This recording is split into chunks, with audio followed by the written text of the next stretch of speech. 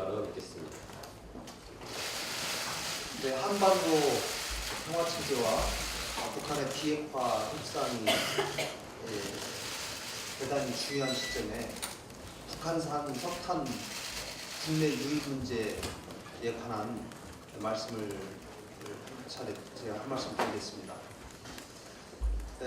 이미 지난해 10월부터 북한산 석탄을 실은 두 척의 배가 우리 항구를 20차례 이상 드나들었다는 보도가 있고, 또 국내로 반입된 것으로 추정되는 북한 석탄의 양은 9,000톤이 넘습니다.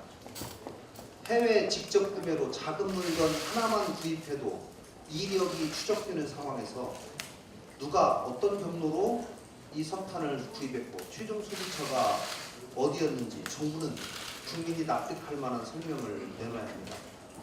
청와대 보빈설, 또 관세청에 대한 함구령 등등의 소문까지 나오고 있습니다.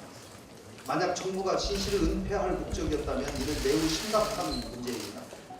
한반도 비핵화를 성공시키기 위해서는 국제사회의 대북 제재 공조에 발맞추어 나가는 것이 매우 중요합니다. 그런데 북한 석탄이 우리 항구에 버젓이 들어온 것을 볼 때 과연 우리 정부의 대북 제재 방침이 실효성 있게 집행되고 있는지 국제사회로부터 의심을 받는 것은 당연한 일입니다. 더욱이 관련 기업 및 금융회사가 최소 4곳이라고 합니다. 세컨더리 보이콧에 따른 제재 대상 기업이 될 수도 있는 상황에서 이들이 적극적으로 수입 의사가 있었는지 아니면 선의의 피해자인지도 정부가 가려내야 합니다. 북한의 석탄 수입 문제가 단순한 군대 문제가 아니고 대단히 중요한 국제 공조 문제의 상징으로 떠오르고 있습니다. 지금처럼 청와대가 소극적으로 대처하고 쉬쉬한다고 해서 어물쩍 넘어갈 수가 없습니다.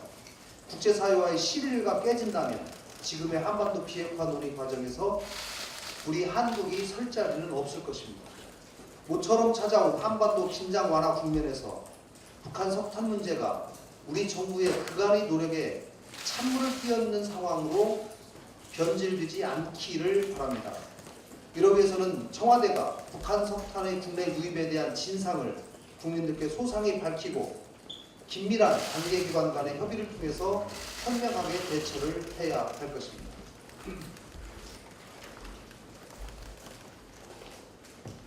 드루킹 특검이 오늘 오전 김경수 경남지사의 판사와 집무실을 압수수색한 것으로 보도가 되었습니다. 특검은 그동안 해온 것처럼 좌고우면하지 말고 흔들림 없는 자세로 수사를 해서 진실 규명을 해주기를 기대합니다. 조직적인 댓글 작업은 민주주의의 파괴 행위이고 진상 규명을 하는 작업은 민주주의의 대한민국의 헌법과 민주주의를 바로 세우는 작업입니다. 지금부터가 가장 힘든 도전과 실현의 시간이 올지도 모릅니다. 특히 정치권은 특검에 관한 정쟁을 멈추고 특검의 활동을 인내를 가지고 지켜볼 것을 제안합니다. 오늘 지난 5주간의 바른미래당 정책 워크숍을 10건에 걸쳐서 마무리했습니다. 그간 10번에 걸쳐서 최저임금과 근로시간 단축, 탈원전 정책, 부동산 정책, 대입 제도, 재벌 개혁, 스타트업 정책, 미중 통상 문제, 또 국회 예산 결산 문제 이런 것들을 다루었습니다.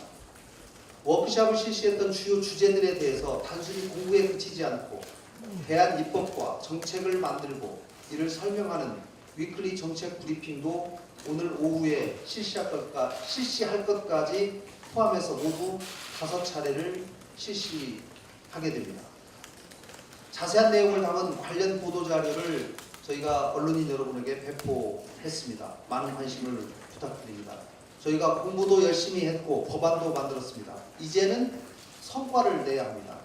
이번 8월 임시국회와 정기국회에서 저희 당이 준비한 민생 관련 법안이 반드시 국회에서 통과될 수 있도록 최선을 다하겠습니다. 허물어져가는 국가 경제를 살리고 민생을 살리는 곳에 바른미래당이 입법을 통해서 일하는 국회를 만들어 나가겠습니다. 이상입니다.